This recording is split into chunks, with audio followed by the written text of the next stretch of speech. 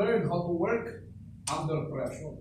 Ang mga Pilipino, accordingly, tayo magagaling kung last 2 minutes. Diba? Parang basketball yan. Lumalabas ang ating galing, but you know, we need to change that kind of approach. Kung gagawin na lamang natin ang isang bagay as soon as possible. Okay? And remember that, of course, again, as mentioned, employers are expecting you to provide the result and not to give them so many reasons.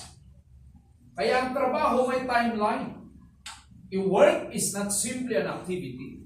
Ang activity kung kailan gusto matapos. Ang trabaho, dapat may timeline yan. Kaya may speed is part of service. Aware ka sa oras. Yan yung dahilan kung bakit tayo ay nag-training dito sa ating institution, NIIT.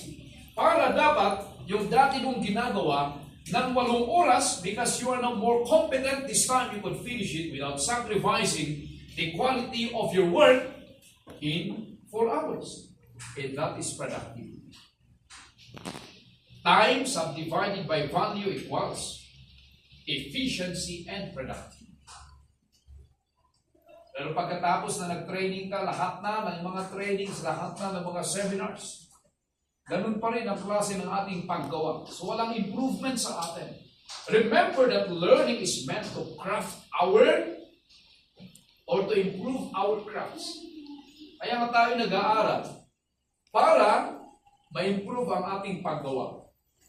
Sabi ko, yung dati mong ginagawa ng 8 oras, you claim that you are a very busy person. This time that you are more competent, ginagawa mo ng 4 na oras without sacrificing the quality of work. Yan dapat natin. Okay? Ano pa? Keep up. Ano ibig sabihin ng keeping up? Keeping up the good work. Probably. First, another one is poverty. Sabi nyo rito. Yan?